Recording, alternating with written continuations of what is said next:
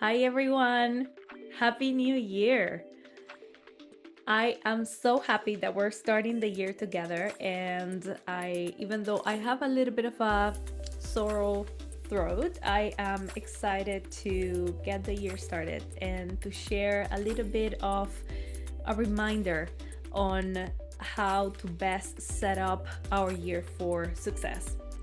I am Silvia, your inclusive leadership mentor, and today in this lead nudge, I want us to allocate some time to talk about a North Star. If you're like me, I know that you have done or at least try to do your vision board, set up a little bit of time to do some retrospective on last year, and probably you're already imagining what are some of the goals that you want to have for yourself as an individual, but also what are some of the goals that are going to matter for your team if you're already leading or managing a team. But it can be that this is a cross-functional leadership and that you know that you work around people that you are leading with influence, you also want to make sure that what are some of that you're setting up time and allocating some goals on how what's going to matter, right, from business perspective. But this session is actually not going to be around goal setting. That's a topic for another day, and I know there are many tools around that, and some of you might be experts already on that. What I want to talk today is setting up and aligning the North Star that we want to become as leaders and the behaviors and the values and behaviors and aligning all that to make sure that we're being consistent in the way that we are setting ourselves to lead ourselves throughout the year. Because leading ourselves is really the root to any successful leadership throughout the year. We cannot lead others if we are not able to lead ourselves.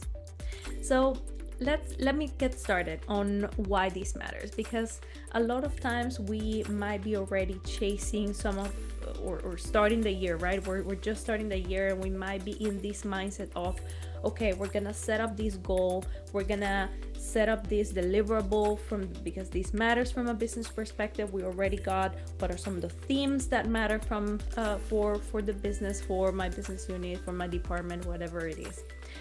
But let me remind you and remind myself that at the end of the day, what gets us to achieve those goals is how much influence we're able to pull for the people that surround us, and how people experience us is not with a specific goal.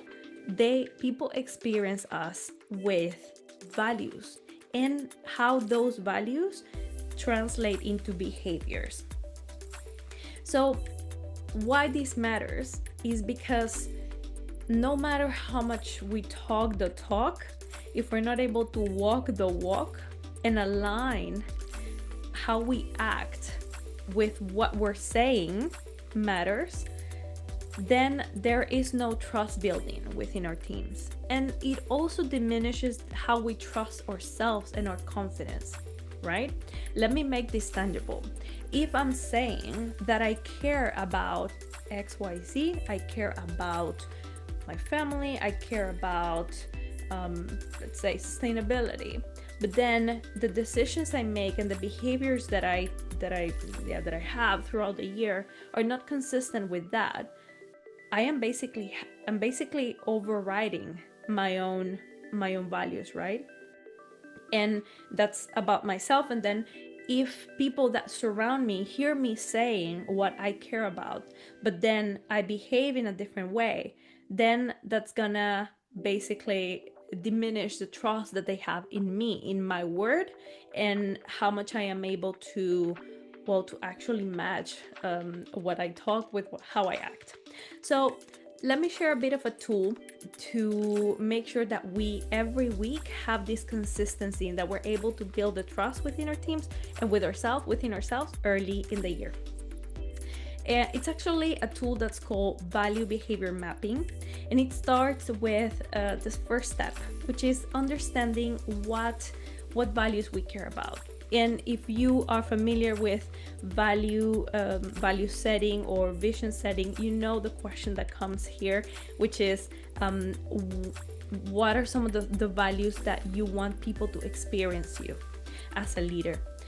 Those might be, I want people to experience me with clarity. I want people to experience me with care or with kindness. Personally, I know one of my values is fairness. So I want people to experience me as a fair leader. So that's it. That's basically step number 1. Step number 2 is giving it a thought on turning each value. And when I mean value, we don't mean like a list of 50 values. I mean a list of 3 to 5 max, and just turning how we want people to experience us and turning that into a behavior, right? Let me make this tangible. If I want people to experience me as a fair leader, then how does that look like every week, right? A behavior that might be aligned to that is I would want to make sure that instead of being just one person sharing the agenda every week for this meeting, I want everybody to have an opportunity to share that agenda, right? Or if another example might be, if I want to be experienced as a clear leader or with clarity, right? I might want to tie that with a behavior of sharing the agenda ahead of time so people have time to have clarity on what's coming. And step number 3 is picking up a ritual.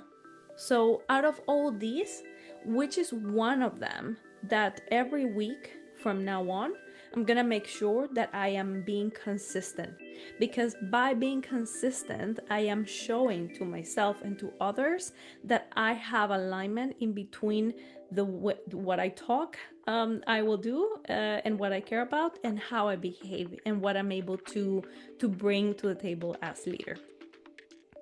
So for this week, I just want to inspire you to try this out.